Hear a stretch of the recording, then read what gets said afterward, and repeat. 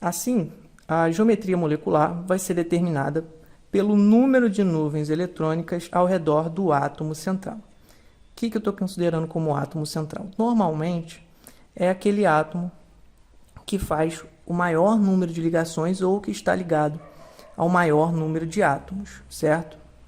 A gente vai ver alguns exemplos, a gente vai indicar direitinho esses exemplos, quem é o átomo central e como a gente vai fazer essa determinação da geometria molecular, ok? Ou seja, da forma espacial da organização dos átomos nessa molécula. E a gente vai usar as nuvens eletrônicas que estão ao redor desse átomo central como parâmetro para a gente avaliar qual vai ser a geometria que essa molécula vai apresentar.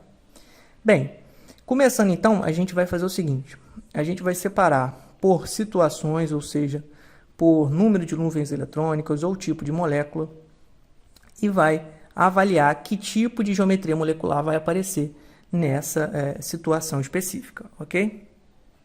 Então, por exemplo, em moléculas diatômicas, ou seja, moléculas que apresentam apenas dois átomos, sejam eles iguais ou diferentes, né, a gente sempre vai ter uma geometria chamada de linear.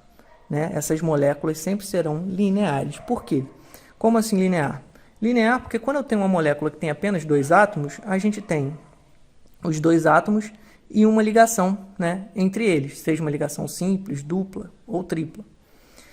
Então, como a ligação em si entre os átomos ela não pode ser dobrada, né, não há uma dobra numa ligação química nunca, essa ligação química é sempre um estreito rígido, né, entre os dois átomos, né, ligando os dois átomos, né, ela não pode ser dobrada. Esses dois átomos sempre vão estar posicionados de modo que haja um ângulo de 180 graus entre os dois átomos, certo? Ou seja, em linha reta. Então, essa geometria, a gente dá o nome de linear. Então, casos, por exemplo, como o HCl, o H2 ou o O2, né, como mostra aqui, sempre vão estar dispostos, né, nesse posicionamento espacial, onde um átomo e o outro estão posicionados na mesma linha reta, ou seja, no mesmo eixo, né, formando um ângulo de 180 graus entre um átomo e outro. Ok?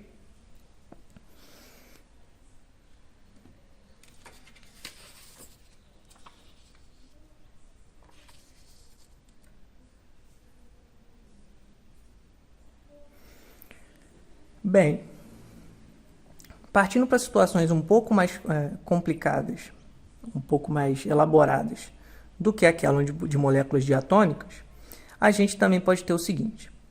Supondo uma molécula que tenha duas nuvens ao redor, duas nuvens eletrônicas, de modo ou no modo que a gente definiu agora há pouco, supondo uma molécula que tenha duas nuvens ao redor do átomo central, né, então, supondo aqui pela figura, né, a gente tem o átomo central e a gente tem aqui duas nuvens posicionadas ao redor dele. O maior ângulo de repulsão, né, que é o ângulo mais estável, né, que vai diminuir as forças de repulsão entre essas aglomerações de elétrons, é um ângulo de 180 graus, certo? Então, sempre que eu tiver apenas duas nuvens ao redor do átomo central, eu também vou ter essas duas nuvens se posicionando de modo a afastar o máximo possível uma da outra, diminuindo a repulsão, e esse afastamento vai ser referente a um afastamento de 180 graus entre essas nuvens, né? Então, aqui eu tenho o átomo central, uma nuvem e a outra nuvem se posicionando assim. Então, na verdade, a gente pode também considerar esse alinhamento, né, como uma geometria linear.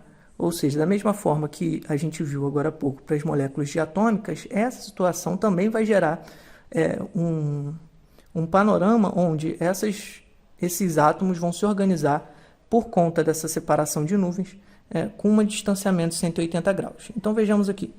Vamos supor que esse átomo aqui é o átomo central, certo? Por quê? Porque ele está se ligando aos outros dois átomos, então ele é aquele que faz o maior número de ligações.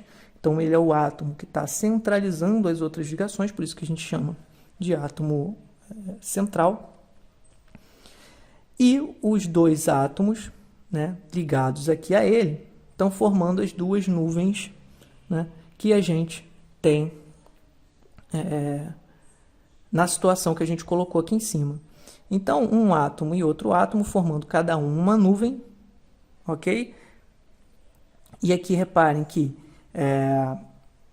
eu estou nesse momento aqui, nesse primeiro momento, ainda não disse qual é o tipo de ligação, porque independente do tipo de ligação, ele vai formar uma nuvem, seja simples, dupla, seja qual for aqui, ele vai estar formando duas nuvens ao redor desse átomo central. Isso aqui, então, vai se posicionar, esses dois átomos vão se posicionar num ângulo de 180 graus, de modo que as aglomerações de elétrons que existem na ligação química deles com o átomo central, a ligação de cada átomo com o átomo central e das suas eletrosferas, mantenham o maior distanciamento possível e diminuindo ao máximo possível a repulsão entre essas aglomerações de elétrons. Então, temos como exemplo aqui, por exemplo, desse caso, o CO2 e o HCN. Então, o CO2, a estrutura do CO2 é carbono, dupla O, carbono, dupla O. Ou seja, eu tenho duas duplas ligações entre carbono e um átomo de oxigênio. Então, reparem que, como a gente falou antes, uma dupla ligação com um átomo ligante ao redor do átomo central, que nesse caso é o carbono, formam uma nuvem. Então, eu tenho uma nuvem aqui à direita, né, referente a essa ligação carbono-oxigênio da direita. Também vou ter aqui mais uma nuvem, né, referente à ligação carbono-oxigênio da esquerda, né, uma dupla ligação com um átomo ligante, que nesse caso é o oxigênio. Então, eu tenho duas nuvens ao redor desse átomo central, o carbono. Então, como a gente conversou, essa geometria vai ser uma geometria linear, porque essas duas nuvens vão tender a se posicionar de modo que haja um ângulo de 180 graus entre as duas nuvens, entre os dois átomos ligantes, né? Ou seja, esses três átomos estão, tanto o átomo central quanto os dois átomos ligados a ele, vão estar posicionados num ângulo de 180 graus, ou seja, numa linha reta. Então, a gente chama essa geometria de linear. Aqui também no caso do HCN, a gente tem que, novamente, o carbono, nesse caso, é o átomo central, né, que está se ligando aos outros dois átomos. E aqui a gente tem uma tripla ligação com o nitrogênio, que vai formar uma nuvem, como a gente falou antes, certo? Então, essa ligação tripla com o nitrogênio vai formar uma nuvem.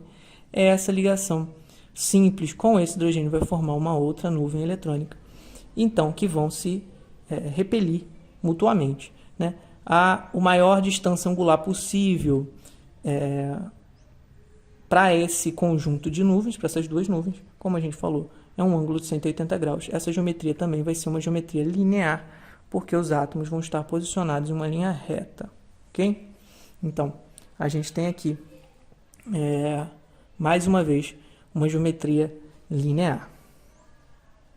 Para ambos os casos, né? Tanto esse quanto esse composto tem geometrias lineares. Então, vejam que existem compostos que possuem o mesmo tipo de geometria, ou seja, o mesmo tipo de posicionamento no espaço.